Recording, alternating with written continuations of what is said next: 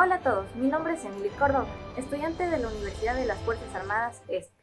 Hoy tengo el gusto de presentarles una investigación exhaustiva sobre la columna vertebral del comercio internacional, la historia de la nomenclatura arancelaria y la arquitectura del sistema armonizado. Un viaje que nos llevará desde las simples listas alfabéticas hasta la precisión científica que rige el mundo hoy en día. Comenzamos visualizando el comercio como un plano de ingeniería masivo.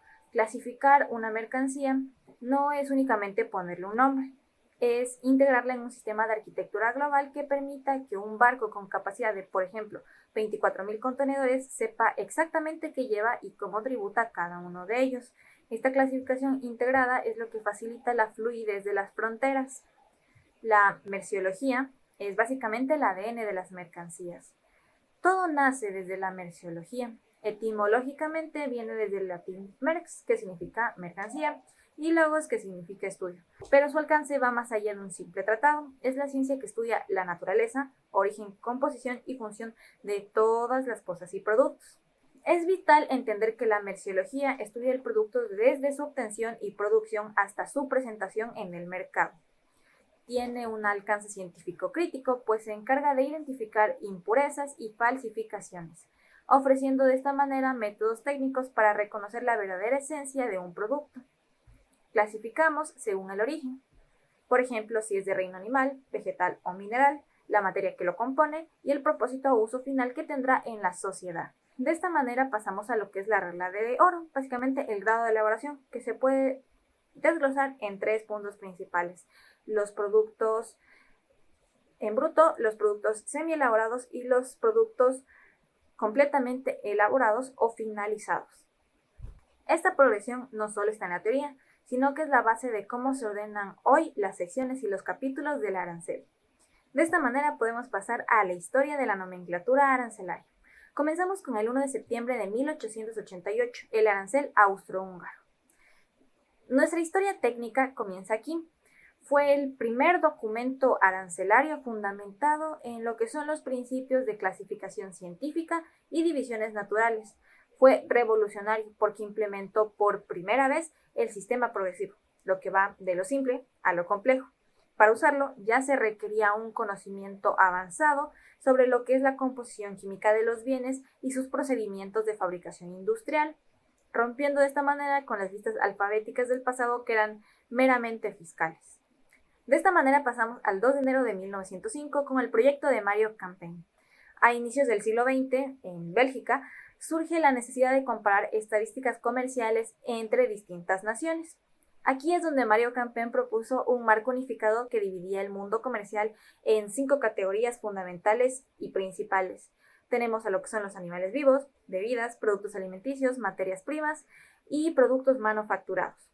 Este fue el primer intento serio de crear un lenguaje común para que los gobiernos pudieran entenderse estadísticamente.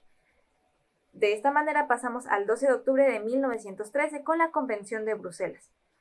8 años de lo que se mencionó hace un momento, se aprueba la primera nomenclatura estadística uniforme mediante una convención internacional. Mantuvo los 5 grupos de Campaign, pero los refinó en una lista de 186 productos.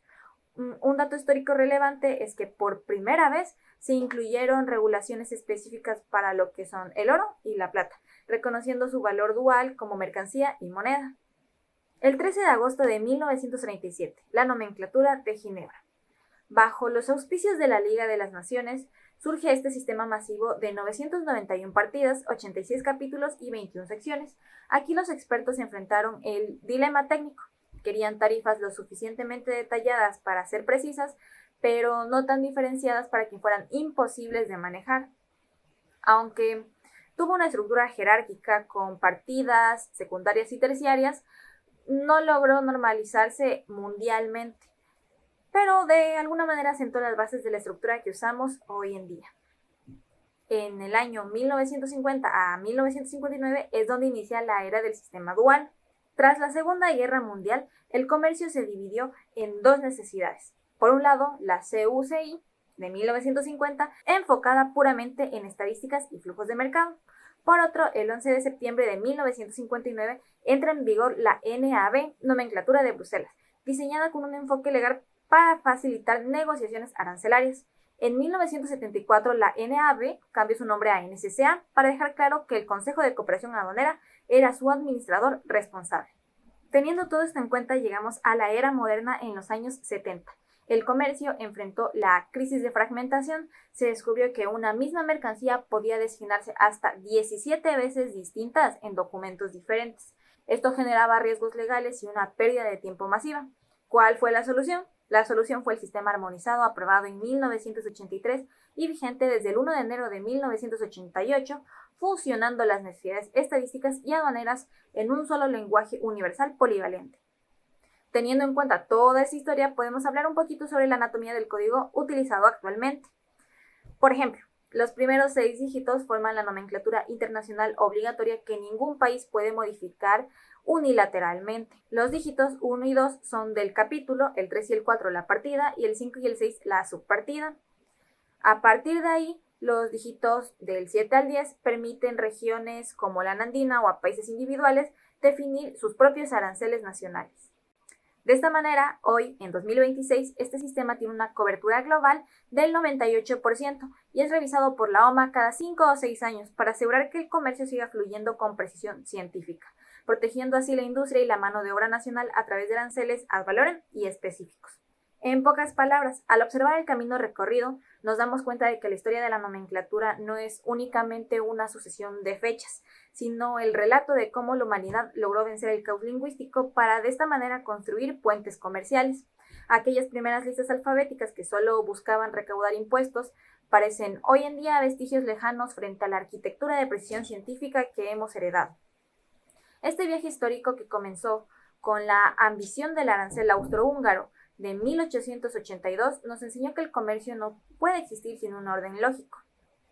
Cada etapa, desde los primeros intentos de unificación en Bélgica hasta los complejos dilemas técnicos de Ginebra en 1937, fueron un paso necesario para entender que una mercancía es mucho más que un objeto. Es un conjunto de origen, composición y función que debe ser interpretado bajo una misma lupa científica. La transición desde el sistema dual de los años 50 hasta la consolidación del sistema armonizado en 1988 representa uno de los mayores logros de la cooperación internacional. Fue la respuesta definitiva a una crisis de fragmentación que amenazaba con detener el progreso global por el simple hecho de no poder llamar a las cosas por un solo nombre. Hoy, cuando nos vemos con el 98% del comercio mundial que se mueve bajo estas reglas, estamos viendo el resultado de más de un siglo de debates, acuerdos y descubrimientos merciológicos.